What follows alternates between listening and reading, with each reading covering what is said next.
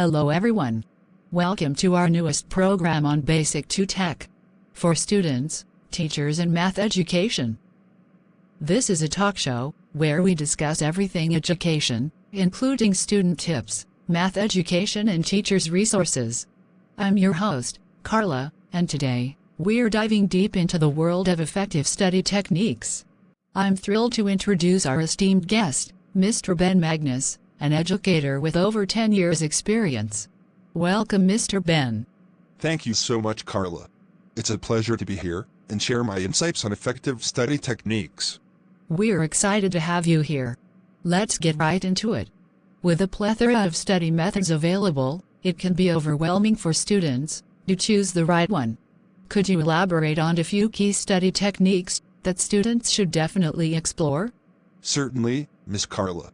One technique that I often recommend is the Feynman Technique, named after the physicist Richard Feynman. It involves explaining a concept as if you were teaching it to someone else. This not only helps you identify gaps in your understanding, but also solidifies your knowledge. Another effective technique is interleaved practice. Instead of focusing on a single topic in a study session, interleaving involves mixing different subjects or types of problems. This enhances your ability to differentiate between concepts and choose the appropriate approach when faced with varied problems. The Feynman technique and interleaved practice sound like valuable strategies. Moving on, many students struggle with retaining information over the long term. Could you provide more insight into strategies that can aid memory retention? Absolutely. Spaced repetition is a powerful tool for memory retention. This technique involves revisiting material at increasing intervals over time. By spacing out your review sessions, you reinforce your memory more effectively and avoid the forgetting curve. Another technique to consider is the use of mnemonic devices. These memory aids, such as acronyms, rhymes, and visualization, help you associate information with something easier to remember.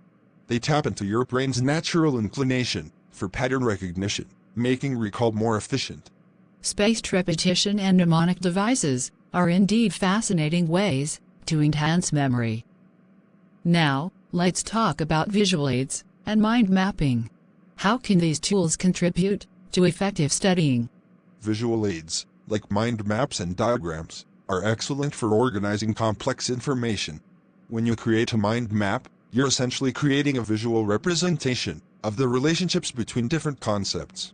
This spatial arrangement triggers better memory recall and comprehension. Mind mapping, in particular, encourages a holistic understanding of a topic. It allows you to see the big picture while also focusing on the details. This technique is incredibly beneficial for subjects that involve interconnected ideas.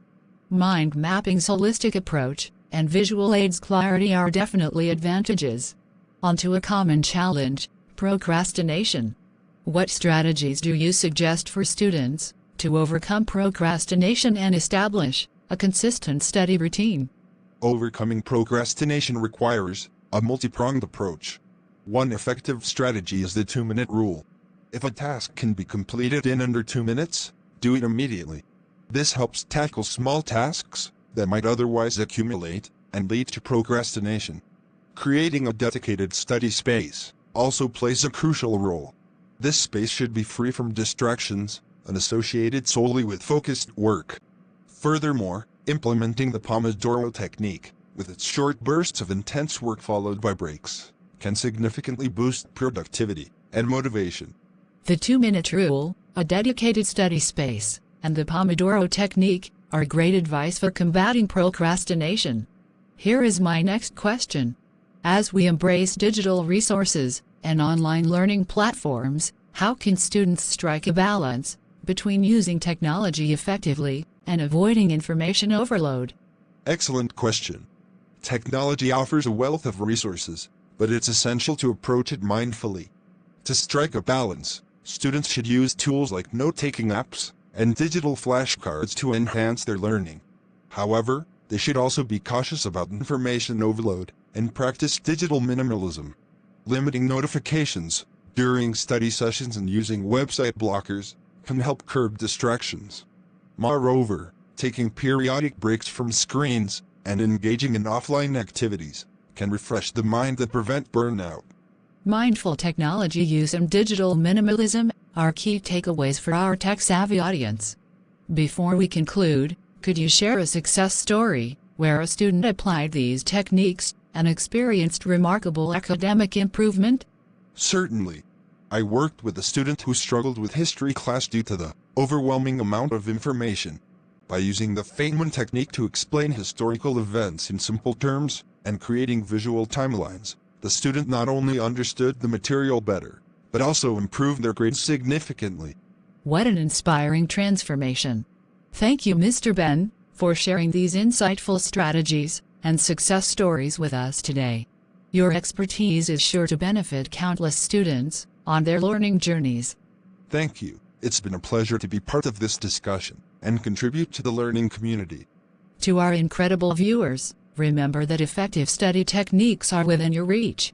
Apply these strategies, unleash your potential, and keep learning. Until next time on EduTalk Show, stay curious and keep growing. See you in the next video.